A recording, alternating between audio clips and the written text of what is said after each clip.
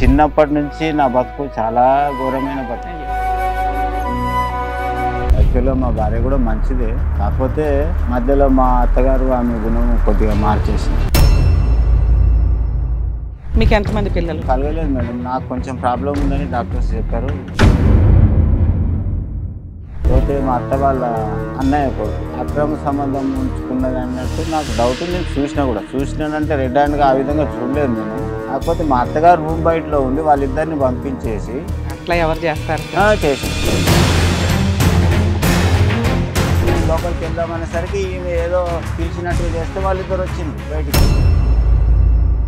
Madam నాకు మొత్తం తలకాయ కొట్టేసినంత పని అయిపోయింది. అసలు మా అత్త మామూలు మనిషి కాదు అసలు చెప్పాలంటే.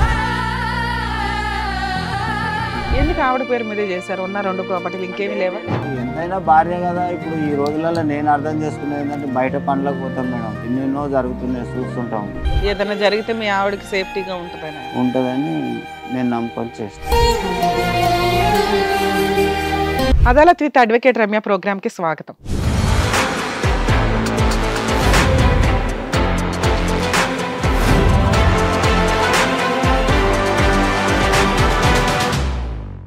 హిట్ టీవీ ద్వారా ప్రజల సమస్యల కోసం మా వంతు ప్రయత్నంగా మేము చేస్తున్న ప్రోగ్రామ్స్కి ఆదరిస్తున్న మీ అందరికీ కూడా హృదయపూర్వక ధన్యవాదాలు తెలియజేస్తున్నాం. ఒక సమస్యతో ఒకళ్ళు మన దగ్గరికి వచ్చారు. ఆ సమస్యకి ఏది కరెక్ట్ పరిష్కారం, ధైర్యంగా దాన్ని ఎట్లా పరిష్కరించుకోవాలనే దానికి మన వంతు ప్రయత్నంగా మనం ఏం చేయగలం అనేది విందాం మనం. సార్ నమస్తే అండి, మీ పేరేంటి, ఎక్కడి నుంచి వచ్చారు, ఏంటి ప్రాబ్లం? రాములు మేడం, నా పేరు లింగంపల్లి నుండి. ప్రాబ్లం ఏంటి సార్? మా భార్యదే ప్రాబ్లం మేడం. సార్ మీరు యాక్చువల్గా మా షోకి ఇప్పటికీ 2-3 సార్లు వచ్చారట. అవును మేడం. కొంచెం సారీ అండి, అనుకోవద్దు, ఎందుకంటే చాలా బిజీ ఉంటుంది. ఫోన్స్ కూడా నెంబర్ ఆఫ్ కాల్స్ వస్తున్నాయి, అవి అటెండ్ చేయలేకపోతున్నాం.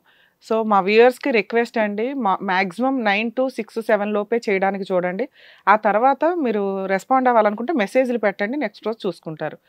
అలాగే సార్ మా ప్రాక్టీస్లు మాకుంటాయి, సో దానివల్ల మేము ఎక్కువ టైం ఇవ్వలేకపోతున్నాం సార్. సారీ, మీరేం అనుకోవద్దు, మీకు లేట్ అయినందుకు. మ్యాక్సిమం మేము చేయగలిగినంత సర్వీస్లు చేస్తున్నాం హిట్ టీవీ ద్వారా. మీ ప్రోగ్రామ్ కు నమ్మకం ఉండి నేను ఎక్కడికి పోలేదు మేడం, సంవత్సరం నుంచి తిరుగుతున్నాను. Thank you. అందుకని చెప్పండి, సమస్య చెప్పండి. నేను వచ్చినాను మేడం. చిన్నప్పటి నుంచి నా బతుకు చాలా ఘోరమైన బతుకు మేడం. సార్ ప్రాబ్లం చెప్పండి, దాన్ని బట్టి మాట్లాడదాం. ఏం చేస్తే బెటర్ 100% దానికి మనం మా వంతు ప్రయత్నం కూడా మీకు చేస్తాం. చెప్పండి సార్. మేడం నా మ్యారేజ్ 2001 నవంబర్ 28వ డేట్ రోజు అయింది మేడం. అయితే 2008 వరకు బాగానే ఉన్నాం. ఓకే. యాక్చువల్గా మా భార్య కూడా మంచిదే, కాకపోతే మధ్యలో మా అత్తగారు ఆమె గుణం కొద్దిగా మార్చేసింది. అయితే 2008 సంవత్సరంలో నేను ఒక దృశ్యం చూసిన. నేను డైరెక్ట్గా చూడలేదు. మీరేం చేస్తారు, మీ వైఫ్ ఏం చేస్తారు? ఇంట్లోనే ఉంటుంది మేడం. మా మీరేం వర్క్ చేస్తారు? నేను సెంటరింగ్ వర్క్ చేస్తాను మేడం. నేను ఏ పనికి తోలియలు. మీకు ఎంతమంది పిల్లలు? కాలేదు మేడం, కాలేదు. లేట్ మ్యారేజ్ కూడా కొంచెం.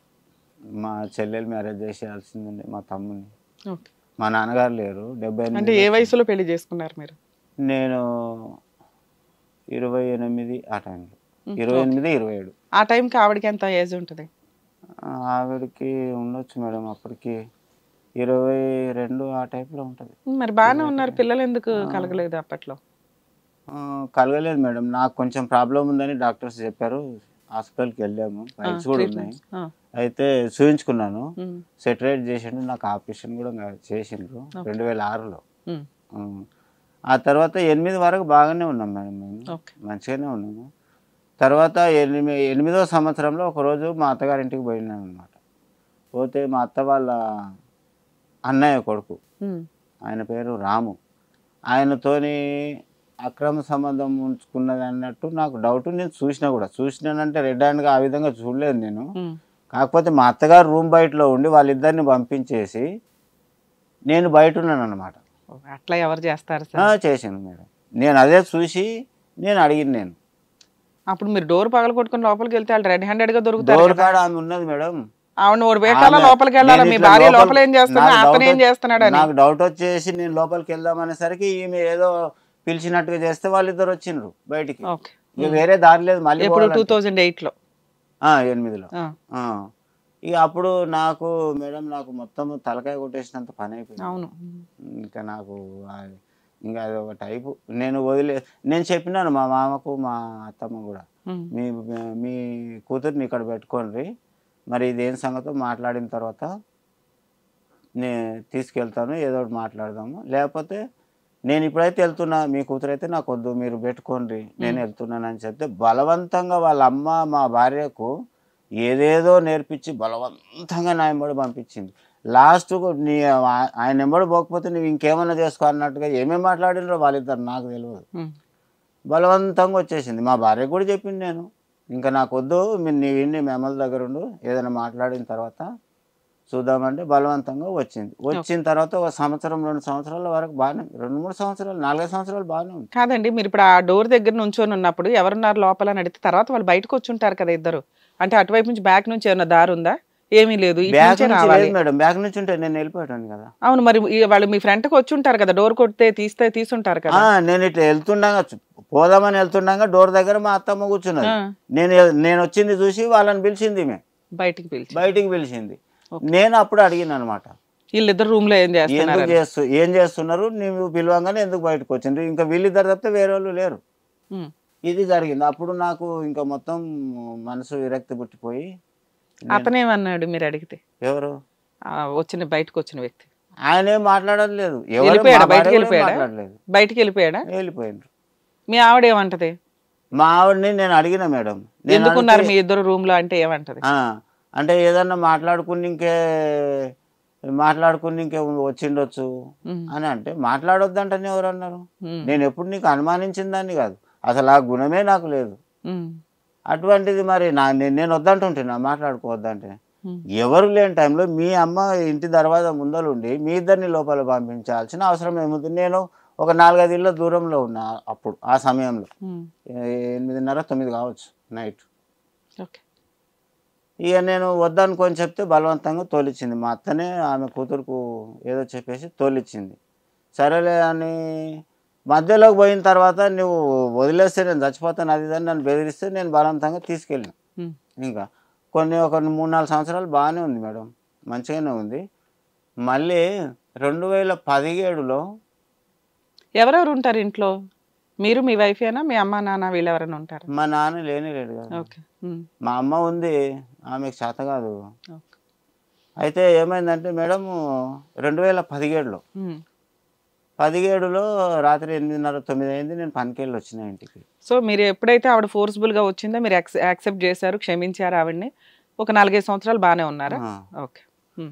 అయితే 2017లో రాత్రి 8:30-9 గంటల ప్రాంతానికి పనికెళ్ళి నేను ఇంటికి వచ్చిన.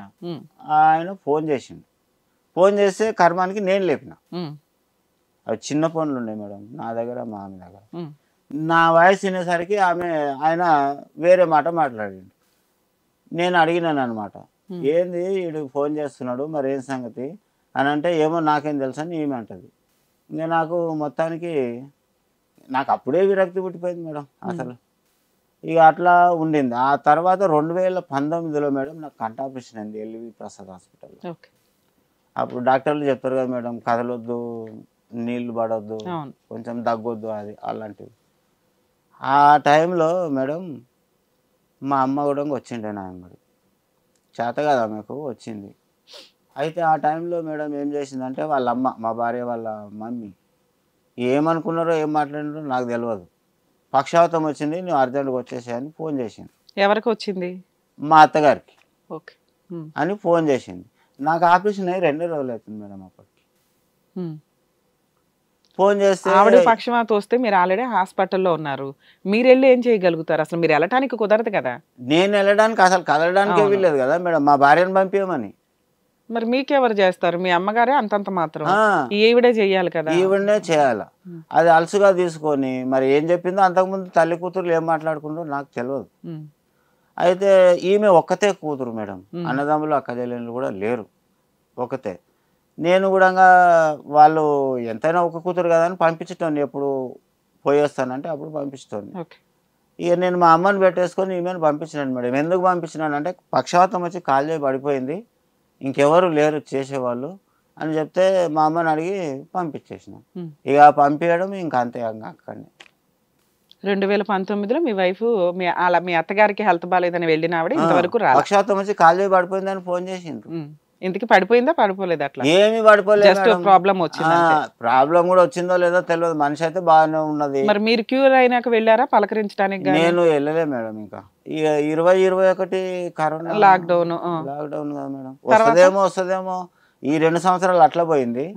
నేను తర్వాత వస్తుందేమో అని నేను అనుకున్నాను. అంతకుముందు రెడీ హ్యాండెడ్ గా పట్టుకున్నప్పుడే నాకు భర్త కావాలి అని ఫోర్స్ఫుల్ గా వచ్చింది కదా, మరి ఇప్పుడు ఎందుకు రాకపోవడానికి కారణం ఏంటి? అది రాకపోవడానికి కారణం అంటే వీళ్ళ అమ్మ ఆమె గుణం మార్చేసింది మేడం, చాలా మార్చింది. అసలు వీళ్ళ అమ్మ అంటే కూడా వాళ్ళ చుట్టరికంలో ఎవరు ఇష్టపడరా? లెక్క చేయరు. వీళ్ళు ఎంతమంది? మీ వైఫ్ వాళ్ళ పిల్లలు ఎంతమంది? మీ వైఫ్ అక్క చెల్లెళ్ళు ఎంతమంది? ఎవరు లేరు మేడం. ఒక్కతే కూతురా? ఒక్కతే. అక్క చెల్లెలు లేరు, అన్నదమ్ములు లేరు, ఒకతే. మీ మామగారు ఏం చేస్తారు? ఆయన టీచర్, రిటైర్డ్. ఉన్నారా? ఉన్నాడు. మరి ఆయన చెప్పడా అమ్మాయికి భర్త దగ్గరికి వెళ్ళు కాపురానికి, అతను మంచోడు మేడం. మరి ఆయన మంచోడు కదా, మీరు కూడా మంచోళ్లే కాబట్టి చెప్పాలి కదా, మీ ఆయన దగ్గరికి వెళ్ళమ్మా అని. చెప్పిండు. ఈవిడ వినదు. భార్యకి చెప్పిండు, కూతురు కూడా చెప్పిండు. చెప్తే వీళ్ళ మా అత్తగారు ఈయన మాట లెక్క చేయదు అసలు. మా అత్త మామూలు మనిషి కాదు అసలు చెప్పాలంటే. ఏంటి గయాల గంప? చాలా మేడం. ఎవరితోని అయినా వాళ్ళ సొంత రిలేషన్ లో ఉన్న వాళ్ళు కూడా ఆమెను ఇది చేయరు. నేను అంటే నాకు ఎట్లా అంటే నాకు అప్పుడప్పుడు తెలిసి చూస్తాను కదా వస్తుంటే పోతుంటే, ఎందుకో ఈమెను ఇట్లా అంటున్నారని నేను అనుకునేటోని. కాకపోతే నాకెందుకులే వాళ్ళ మధ్య నేను అంతకుముందు ఏమేముందో ఏమో తెలియదు అన్నట్టుగా నేను అనుకొని నేనేం అడగలేదు కూడా. అయితే ఈ నాకు ఆపరేషన్ అయిన సందు చూసుకొని ఆమె పిలిపించుకొని అక్కడ పెట్టుకున్నది. ఇట్లా 2021 లాక్డౌన్ కాబట్టి నేను వెళ్ళలేదు. ఆ తర్వాత కూడా వెళ్ళలేదు. అప్పుడప్పుడు ఫోన్ చేస్తుండే నాకు మ్యారేజ్ డే రోజు. సరే, ఇప్పటికి 5 ఏళ్ళు అయిపోయింది, అందులో 2 సంవత్సరాలు లాక్డౌన్ వల్ల మీరు వెళ్ళలేదండి అన్నారు. మరి తర్వాత పెద్ద మనుషులతో ఏమైనా ట్రై చేశారా? అంతకుముందు ఒకసారి పంచాయతీ అయింది మేడం. ఎక్కడ, ఎప్పుడు, ఎందుకు? ఇదే ఈ విషయం గురించి. అయితే అంతకుముందు 2 సార్లు వాళ్ళ అమ్మగారింటికి పోయి 3 నెలలు ఒకసారి ఉన్నది అక్కడనే, 4 నెలల ఒకసారి అక్కడనే ఉన్నది. నేను పోయి తోలుకొచ్చుకున్నా. అక్కడ ఆ ఊర్లో పెద్ద మనుషులకు చెప్పి నేను తోలుకొచ్చుకున్నా. 2 సార్లు తోలుకొచ్చుకున్నా. ఆ తర్వాత ఇప్పుడు 3వసారి పోయింది. ఇక నేను ఎన్నిసార్లు అనుకోవాలి మేడం? ఇప్పుడు నాకు కుటుంబ భారం చాలా ఎక్కువ. ఏముంది, మీ అమ్మగారు ఒక్కళ్ళే కదా? మా అమ్మ ఒకతే. మా తమ్ముడు ఉన్నాడు. అంటే మీ తమ్ముడు పెళ్ళి అవ్వలేదా? అయింది, చేసినాను మేడం. వాళ్ళ లైఫ్ వాళ్ళకు ఉంది కదా, ఇంకా మీకు భారం ఏముంది? వాళ్ళ సంపాదన, వాళ్ళ కుటుంబం. నేను చిన్నప్పటి నుంచి కష్టపడి మా చెల్లెలు పెళ్లి 97లో చేసినాను, చదివించి అది చేసి. మా తమ్ముని చదివించినాను. వాళ్ళ దారి వాళ్ళకు ఉన్నది, ఏదో దైవంతుని దయ వల్ల. ఇప్పుడు ఉండేది మీరు మీ అమ్మే కదా సార్? మీకు మీ అమ్మ వంట చేసి పెడుతుంది, మీరు ఉన్నంతలో పని చేసుకుంటున్నారు. మా అమ్మ కూడా లేదు కదా మేడం. అంటే నా దగ్గర లేదు, మా తమ్ముడు దగ్గర ఉంది. కాదు మొత్తం ఇంట్లో ఇది అయిపోతుంది. నేను ఒక్క. ఎంత ఉంటుంది మీ అమ్మగారి వయసు? ఎంత ఉంటుంది? మా అమ్మగారి వయసు 70-75 లోపల ఉండొచ్చు అనుకుంటా. పాపం ఇంకా ఆవిడ ఎవరికి చేయలేదు, ఆవిడ మనం చేయాలి. ఆమెకు ఆరోగ్యం కూడా బాగాలేదు అసలు. సరే సార్, పెద్ద మనుషుల ద్వారా లాస్ట్ గా ఎప్పుడు ప్రయత్నించారు? ఏమైంది ఆ పంచాయతీ? లాస్ట్ కు అప్పుడే మేడం. ఇప్పుడు నేను ఈ విధంగా చూసినాను, దీని గురించి మాట్లాడదాం అనుకుంటే మీరు రాలేదు. నేను అందుకే అంతకుముందు కూడా 2 సార్లు తోలుకొచ్చిన, ఇది 3వసారి. ఎక్కడికి తోలుకొచ్చారు? అంతకుముందు 2-3 నెలలు ఒకసారి, 4 నెలలు ఒకసారి వాళ్ళ అమ్మగారింటికి రాలేదు. నేను పోయి తోలుకొచ్చుకున్నా. అవును, అలా వెళ్తే అయిపోయేది కదా, ఆవిడ వచ్చేదేమో. మీరు ఆ ప్రయత్నం ఎందుకు చేయలేదు అని అడుగుతున్నా. మీకు భార్య కావాలా? కావాలని అనుకుంటున్నాను. మరి వెళ్తే 2 సార్లు పోయినాను కదా మేడం. సరే, 3వసారి మనకు అవసరం. ఇంకొకటి ఇక్కడ ఏమొచ్చిందంటే, నాకు కంటి ఆపరేషన్ అయ్యి కదలకుండా మెదలకుండా నేను ఉన్న సమయంలో వాళ్ళ అమ్మ ఆ విధంగా ఫోన్ చేస్తే ఈవిడ వెళ్ళింది, నేను పంపించినాను కూడా. మరి ఆమెకు రావాలి కదా మేడం. సరే, రాలా. మీకు ఆల్రెడీ రీజన్ తెలుసు, మీ అత్తగారు ఫిట్టింగ్లు పెడుతుందని. చాలా దానివల్ల 2 సంవత్సరాలు ఆగారు. 3వ సంవత్సరం 4వ సంవత్సరం కనీసం వెళ్ళి మీరు బతులు అడుకోవాలి కదా, మనకు అవసరం ఉంది కదా. ఇక్కడ వెళ్ళి అడిగితే వచ్చేదేమో, మీరు ఆ ప్రయత్నం ఎందుకు చెయ్యట్లేదు అంటున్నా. అంటే నేను వెళ్ళలే మేడం. అంతకుముందు 2 సార్లు వెళ్ళినాను కాబట్టి నేను వెళ్ళలే. ఇంకొకటి ఏంటంటే వస్తుందేమో అనేది ఒక నమ్మకం నాకు. సరే, రాలేదు. 3 సంవత్సరాలు వెయిట్ చేశారు, 4వ సంవత్సరం ప్రయత్నించాలి కదా సార్. ఇప్పుడు 5 సంవత్సరాలు అయిపోతుంది మీరు ఇద్దరు విడిపోయి. అవును, సరే వస్తుందేమో కదా ఇప్పటికైనా అని నేను అనుకుంటున్నాను. రాలేదు. లాస్ట్కు మొన్న వాళ్ళకు దగ్గరలో యాదగిరి, కర్ణాటక బార్డర్, అక్కడ డివోర్స్కు అప్లై చేసుకొని కోర్టులో కేసు వేసింది. చూసారా, మీరు వెళ్ళకపోవడం వల్ల ఆవిడ డైవర్స్ కేసు వేసేసింది. వెళ్ళకపోవడం అంటే మేడం ఎన్నిసార్లు అని వెళ్ళాలి ఇప్పుడు? మరి ఇప్పుడు ఏం చేద్దాం? ఇప్పుడు మనకు అవసరం ఉందో ఆవిడకి అవసరంలా. ఆవిడకి అవసరమే లేదు మీతో కాపురం చేయడం, విడాకులు వేసుకుంది. మీకు అవసరం ఉన్నప్పుడు మీరే దగ్గరికి వెళ్ళాలి కదా, బతులు ఆడుకోవడానికి. అంతకుముందు వెళ్ళావయ్యా, ఇప్పుడు ఏంటి పరిస్థితి? ఇప్పుడు ఫైనల్ గా ఆవిడ మిమ్మల్ని వద్దు అనుకుని విడాకులు కేసు వేసుకుంది. మీరు కావాలి అనుకుంటే అక్కడికి వెళ్ళాల్సిందే, వెళ్ళాలి, మాట్లాడాలి, బతులు ఆడుకోవాలి, పంచాయతీ పెట్టుకోవాలి. ఎందుకంటే మనకే అవసరం అని మీరు ఫీల్ అవుతున్నారు కాబట్టి. ఆవిడకి అవసరం లేదు కాబట్టి ఆవిడ రాదు, మీ దగ్గరకు వచ్చి కాపురం చెయ్యదు. నేను అంతకుముందు 2-3 సార్లు తోలుకొచ్చుకున్నాను కదా మేడం. అంతకుముందు తెచ్చుకున్నావు కాబట్టి వచ్చింది, ఇప్పుడు కూడా వెళ్తే వస్తుంది. వెళ్తావా వెళ్ళవా? అట్లా ఎన్నిసార్లు అని పోవాలి మేడం? అరే నీకు చెప్తున్నది అర్థం కావట్లా. నీకు అవసరం ఉంటే నువ్వు వెళ్ళాలి, దానికి వేరే ఆప్షనే లేదు. ఆవిడ మన్నా ఆవిడ రాదు, ఆవిడకి రావాలనే లేదు కదా. ఆవిడకి విడాకులు కావాలి, నువ్వు వెళ్ళకపోతే విడాకులు వస్తాయి. నువ్వు వెళ్ళి బతులు ఆడుకుంటే తెచ్చుకోవడానికి ఒక ఛాన్స్ ఉంది. తెచ్చుకుంటారా తెచ్చుకోరా? ఆవిడ వస్తేనే తెచ్చుకుంటాను అంటే అది జరిగే పని కాదు. అర్థమవుతుందా? మీకు ఆవిడ రావాలి అంటే మీరు ఇప్పటికీ కాదు, ఇంకొక 5 ఏళ్ళు ఆగినా ఆవిడ రాదు, ఈలోపు విడాకులు వచ్చేస్తాయి. మీకు భార్య కావాలి అంటే భార్య కావాలి అనే దానికి మీరు తగ్గ ప్రయత్నాలు చేసుకుంటూ వెళ్ళాలి. అదేంటి మేడం ఆవిడే వెళ్ళిపోయింది, ఆవిడే రాదా? నేను ఎన్నిసార్లు వెళ్ళి బతులు ఆడుకోవాలి అంటే, అవసరం ఉన్న వాళ్ళు, కాపురం కావాలనుకునే వాళ్ళు తగ్గాలి, వెళ్ళాలి, తెచ్చుకోవాలి. నేను అంతకుముందు 2-3 ఏవో పేపర్స్ వచ్చినాయా, కేసు పేపర్లు వచ్చినాయా? అది కేసు కూడా మేడం చాలా దూరం వేసుకున్నారు, నాకు రావడానికి పోవడానికి. అసలు వాళ్ళ ఊరు ఎక్కడైతే అక్కడే వేసుకుంటారు కదా సార్. యాదగిరి.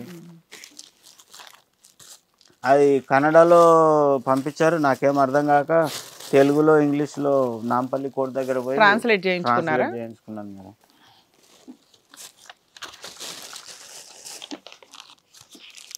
కోర్టుకు అటెండ్ కావాలి కాబట్టి నేను ఒక అడ్వకేట్ని పెట్టి నేను ఇది చేస్తున్నాను మేడం.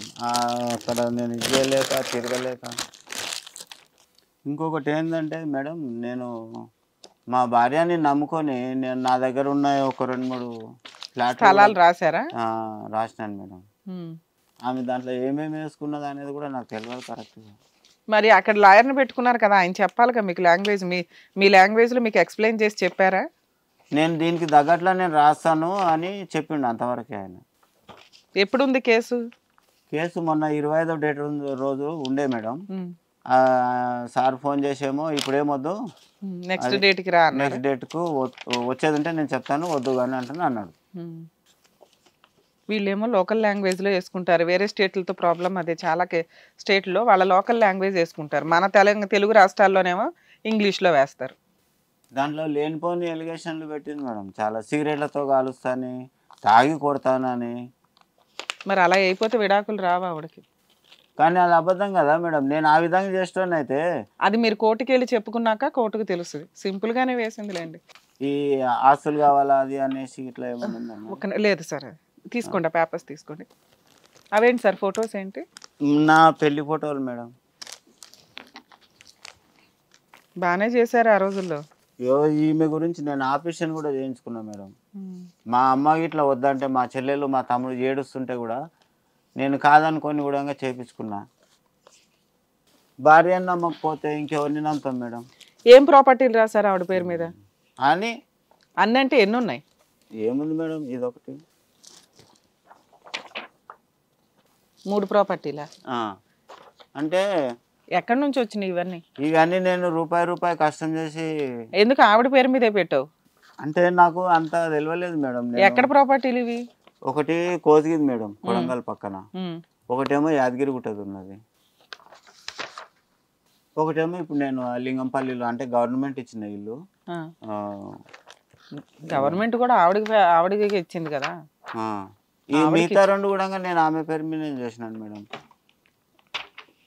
ఎందుకు ఆవిడ పేరు మీదే చేశారు? ఉన్న 2 ప్రాపర్టీలు అంటే నేను ఎందుకు అంటే, ఎంతైనా భార్య కదా. ఇప్పుడు ఈ రోజులలో నేను అర్థం చేసుకునేది ఏంటంటే, బయట పనులకు పోతాం మేడం, ఎన్నెన్నో జరుగుతున్నాయి చూస్తుంటాము.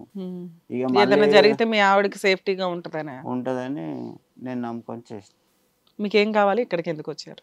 ఇక్కడ ఇప్పుడు ఆమె వస్తేనేమో పర్వాలేదు మేడం, రాని పక్షంలో ఇప్పుడు కాళ్ళ ఏళ్ళ పట్టుకొని మనం ఎన్ని రోజులైనా సంసారం చేస్తాం మేడం. Very good. రాని పక్షంలో నా పేరు మీద ఈ ఆస్తులు చేసిస్తే చాలు. వాళ్ళు నా పెళ్ళికి 30,000 కట్నం ఇచ్చారు మేడం. 30,000 అదొకటి వాళ్ళకి ఇవ్వాలి.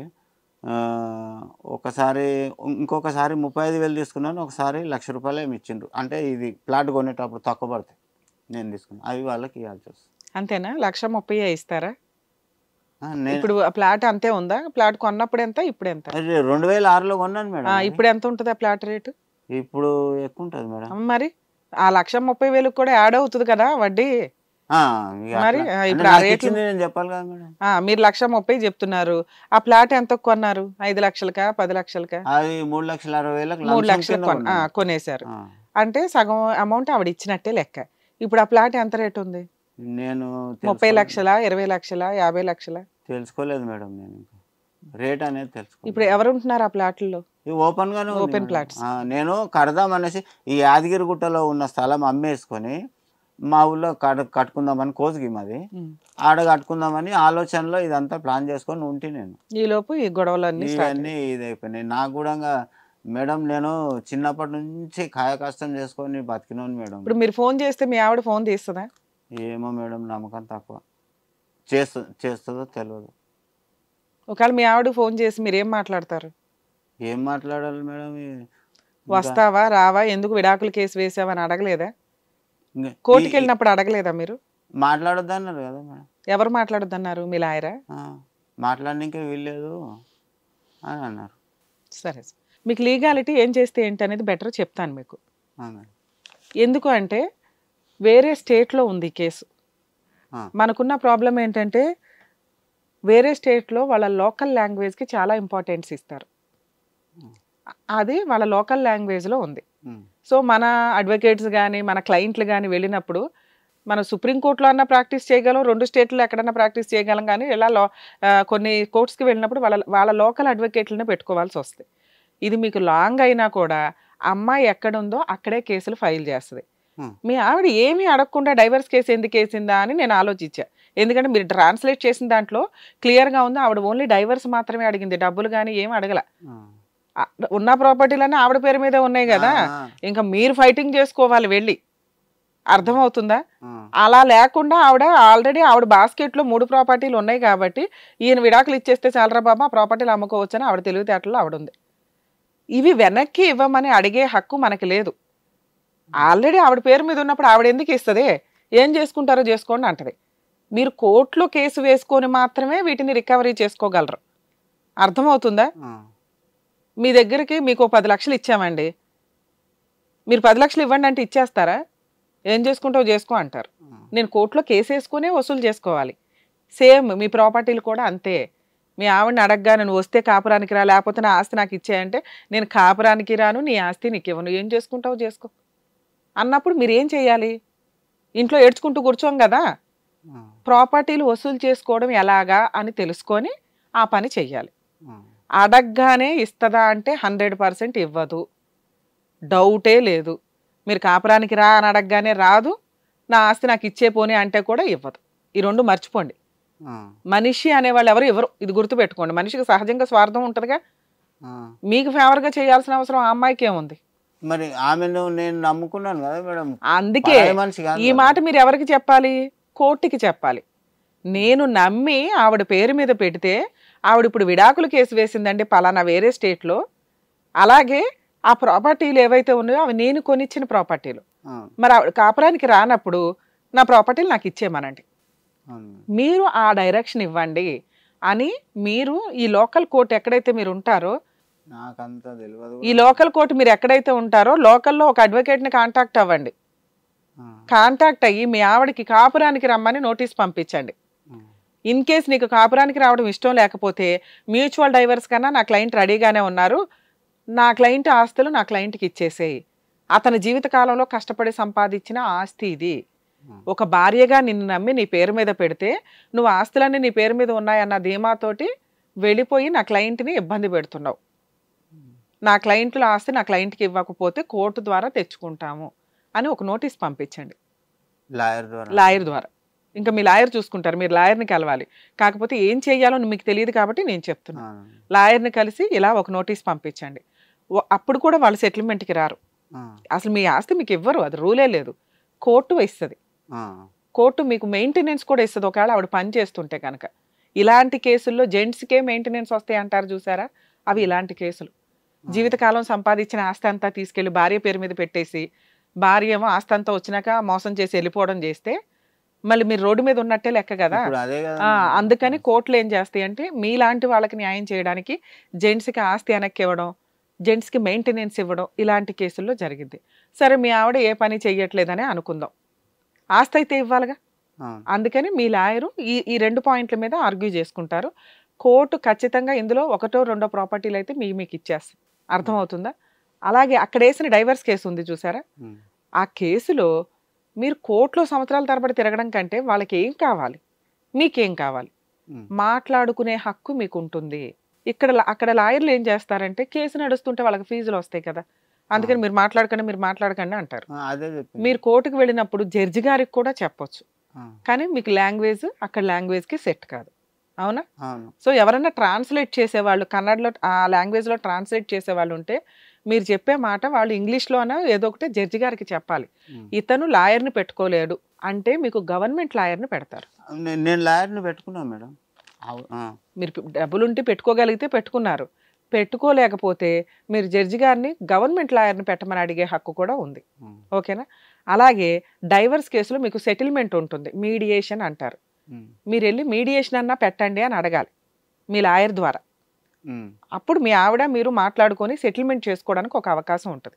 మ్యాక్సిమం మీ కేసులో మీ ఆవిడ 1, 2 ప్రాపర్టీలు ఇస్తే నేను మ్యూచువల్ డైవర్స్ ఇచ్చేస్తాను, లేదా నువ్వు కాపురానికి రా అని అక్కడ మీరు సెటిల్మెంట్ అడిగే హక్కు కూడా ఉంది. మీరు ఇన్ని సంవత్సరాల నుంచి అసలు వాళ్ళతో మాట్లాడాల, మీ ఆవిడతో మీరు మాట్లాడాల, నువ్వు కాపురానికి రా, ఎందుకు ఇట్లా చేస్తున్నావు, కేసు విత్డ్రా చేసుకో, మన ఇద్దరం కలిసి ఉందాము అని ఒకసారన్నా అడగడం మన హక్కు, మన బాధ్యత. అడిగితే వస్తుందేమో మనకు తెలియదు, మీరు అడగలేదు కాబట్టి ఆవిడ కూడా తప్పక ఎవరో సలహా అడిగితే డైవర్స్ కేసు అయ్యి మీ ఆయన ఇక్కడికి వస్తాడు, అప్పుడు మీ ఇద్దరు మాట్లాడుకోవచ్చు అని ఉండొచ్చు కదా. అనలేదు మేడం, మాట్లాడొద్దు అని చెప్తేనే అని మీ లాయర్ అన్నారండి, వాళ్ళ లాయర్ ఆవిడకి చెప్పు ఉండొచ్చు కదా. అదేంటో మనం క్లారిటీ తీసుకుంటే ఇక్కడ మీరు కేసు వేయాలా లేదా అనేది ఆలోచిద్దాం. ఓకేనా? మీరు మీ ఆవిడతో ఏమైనా మాట్లాడతారు ఇప్పుడు? ఒకసారి మేము కలుపుతాం మాట్లాడడానికి. తెలుగు వచ్చి ఆవిడకి సార్ మీ ఆవిడతో ఒకసారి మాట్లాడి చూద్దాం. ఆవిడ ఒకవేళ సెటిల్మెంట్ చేసుకుంటానంటే మీరు అక్కడికి వెళ్ళి సెటిల్మెంట్ చేసుకోండి, నేను రాను ఏం చేసుకుంటారో చేసుకోండి అంటే ఇప్పుడు నేను చెప్పినట్టుగా ప్రొసీడ్ అయిపోదురు. కానీ ఏం పేరు మీ పేరు? ఆవిడ పేరు వరలక్ష్మి. ఆమె పేరు వరలక్ష్మి మేడం. మీ పేరు? నా పేరు రాములు. మీ ఫోన్ నెంబర్ ఆవిడ దగ్గర ఉంటుందా? ఉంది మేడం. చెయ్యండి ఒకసారి మీ ఫోన్ నుంచి. చేస్తాను. నంబరు చాలా రోజులైంది మర్చిపోయింది. మీ ఆవిడ ఫోన్ నెంబర్ మర్చిపోయారా? నేను ఇప్పించిన నంబరు తీసేసి వేరే నెంబర్ వేసుకుందా?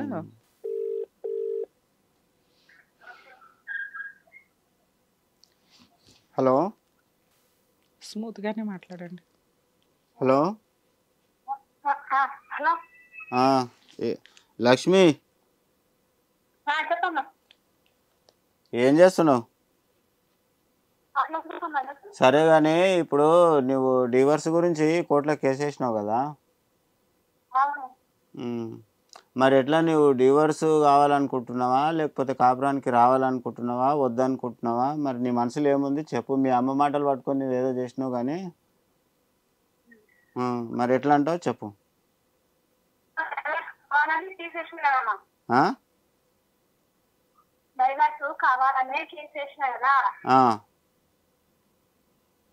దాని గురించి అడిగినా అప్పుడు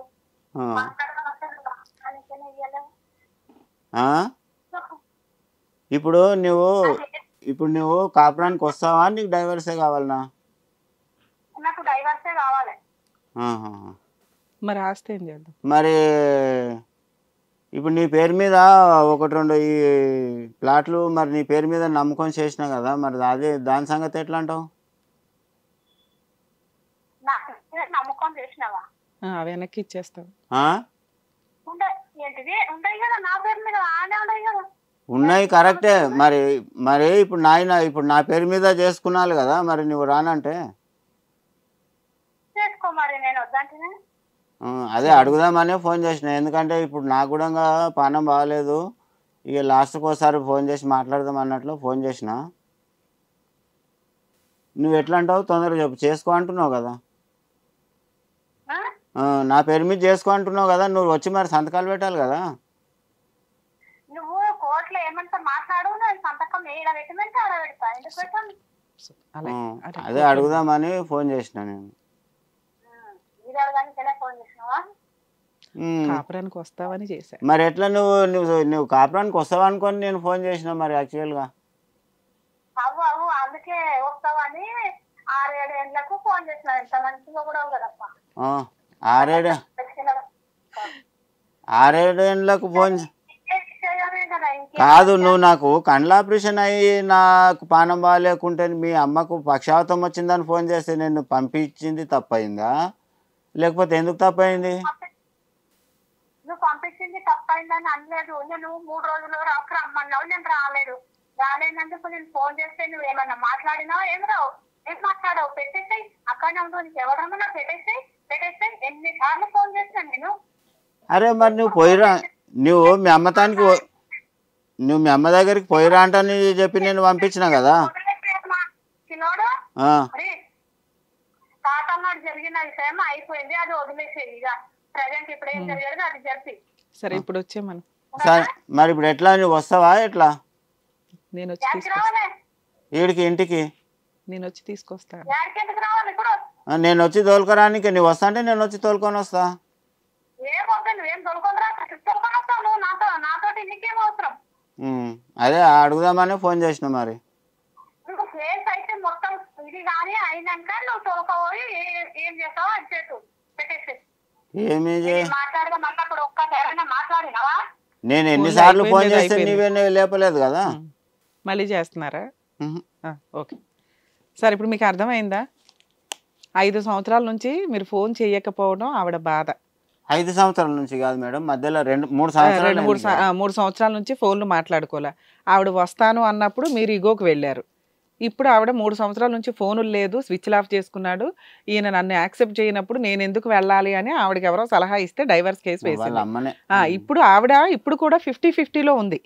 మీరు కాపురానికి తెచ్చుకోవాలి అనుకుంటే ఆ కోర్టులో ఆ లాయర్ దగ్గర, ఆ జడ్జి దగ్గర నాకు నా భార్యను తీసుకెళ్ళటం ఇష్టమే, తను వస్తానంటే ఇప్పుడైనా తీసుకెళ్ళిపోతా, నన్ను క్షమించండి, నేను ఫోన్ తీయలేదని ఆవిడ అంటుంది. నేను 100 సార్లు చేశాను, ఏదన్నా పాతది అయిపోయింది కదా, నాకు నా భార్య కావాలి, ఇప్పటికైనా నేను తీసుకెళ్దాం అనుకుంటున్నా, ఇంతే చెప్పండి. ఆవిడ నేను రాను, ఏం చేసుకో అంటది.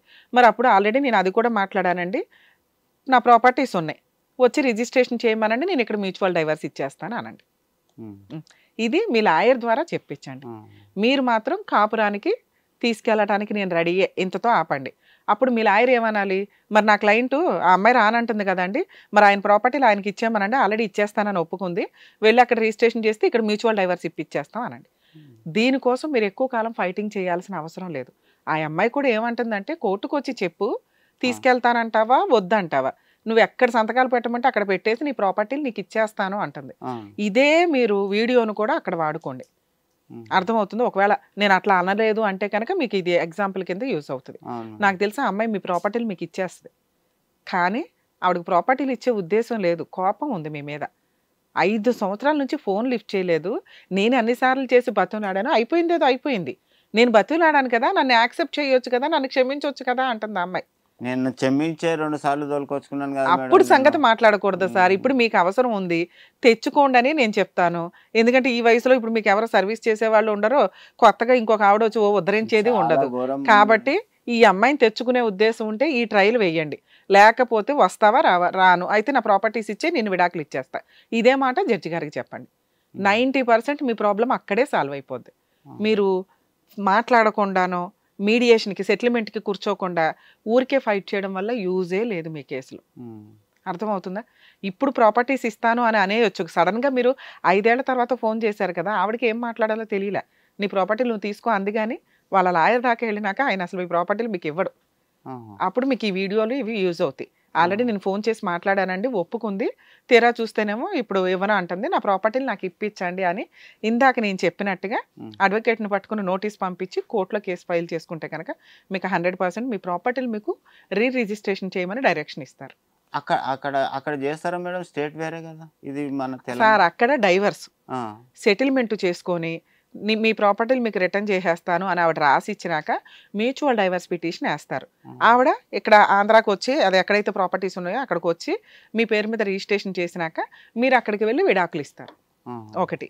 ఒకవేళ ఆవిడ సెటిల్మెంట్కి ఒప్పుకోలేదు అనుకోండి, మీరు అక్కడ డైవర్స్ కేసు కంటిన్యూ చేస్తూ ఇక్కడ ప్రాపర్టీ రిటర్న్ చేయించండి, డిక్లేర్ చేయండి ఈ ప్రాపర్టీలు నాకే వెనక్కి అని ఇక్కడ నేను ఇందాక చెప్పినట్టుగా నోటీసు డిక్లరేషన్ సూటు వేసుకుంటారు. ఓకేనా? ప్రాపర్టీలు ఎలా అయినా మీ చేతికి రావాల్సిందే.